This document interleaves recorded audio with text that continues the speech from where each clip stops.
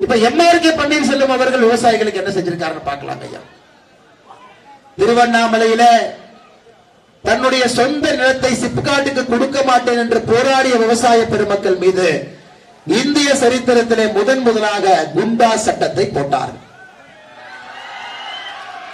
தமிழகத்தில் விவசாய நிலத்தில் இருக்கக்கூடிய தண்ணீரை குறிவைத்து சிப்காட் வந்தா அதை கை கட்டி வேடிக்கை பார்ப்பது இரண்டாவது சாதனை. சென்ற ஆண்டை ஒப்பிடும் பொழுது இந்த ஆண்டுல நெல் கொள்முதல் மட்டுமே 3 லட்சம் டன் குறைந்திருக்கிறது. மூன்றாவது சாதனை.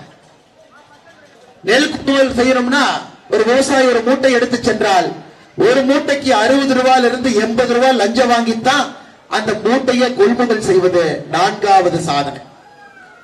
திமுக ஆட்சிக்கு வந்த பொழுது தேர்தல் அறிக்கையில சொன்னாங்க, நாங்க ஆட்சிக்கு வந்தா குறைந்தபட்ச ஆதரவு விலை கரும்புக்கு ஒரு குவிண்டல் 2500 ரூபாய், கரும்புக்கு 4000 ரூபாயும் நெல்லுக்கு 2500 ரூபாயும் கொடுப்போம் என்று சொன்னார்கள். 31 மாசமாச்சு, கை கட்டி விவசாய அமைச்சர் வேடிக்கை பார்த்துக் கொண்டிருக்கின்றார். எதுவும் வரலைங்க.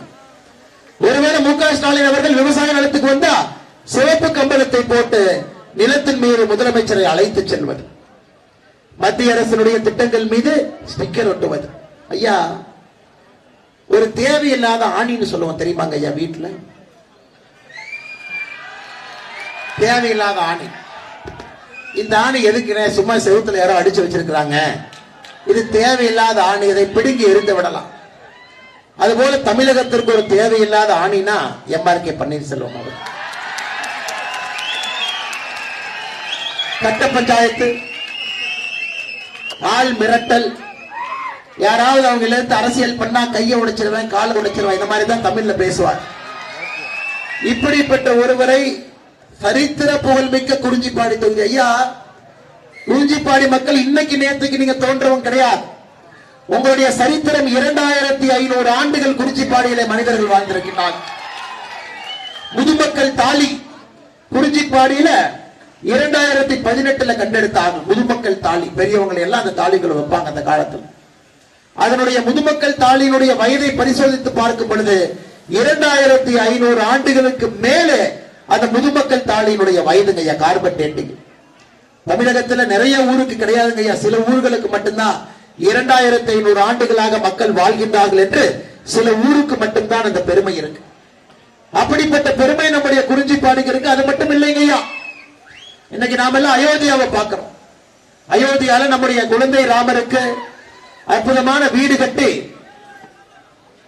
1528 இருந்து காத்திருந்து 500 ஆண்டுகள் காத்திருந்து குழந்தை ராமர் தன்னுடைய சொந்த வீட்டுக்கு அயோத்தியால போயிருக்காருங்க. பிராண பிரதிஷ்டை நிகழ்வு நடந்திருக்கு. ஆனா எத்தனை நண்பர்களுக்கு தெரியும், இங்க இருக்கக்கூடிய வெங்கடாம்பேட்டையில் இருக்கக்கூடிய வேணுகோபால சுவாமி கோவில்ல ஸ்ரீராம பிரான் தங்கி, ராமர் இந்த கோவில்ல தங்கி பூஜை செய்திருப்பதாக ஐதீகம் சொல்லுது. எப்படிப்பட்ட பெருமை எல்லாம் பேசுறாங்க, எப்படிப்பட்ட பெருமை எல்லாம் குறிஞ்சிப்பாடி தொகுதிக்கு இருக்கு.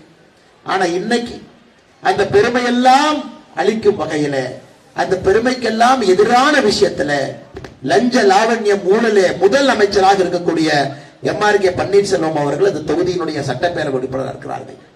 ஐயா, மாத்தணும். அவருடைய கனவு தலைவா ஒரு வாரத்தில் நிறைய பேசுற கேப்டனை பத்தி முடிச்சுட்டு வந்துடுறேன். ஆனா இன்னைக்கு நீங்க பாத்தீங்கன்னா எம்ஆர்கே பன்னீர்செல்வம் அவர்கள் முழு நேரமாக என்ன யோசிக்கிறாங்கன்னா, அவருடைய பையன் கதிரவன் எப்படி கடலூர் எம்பியா மாத்தலான்னு யோசிச்சுட்டு இருக்காங்க.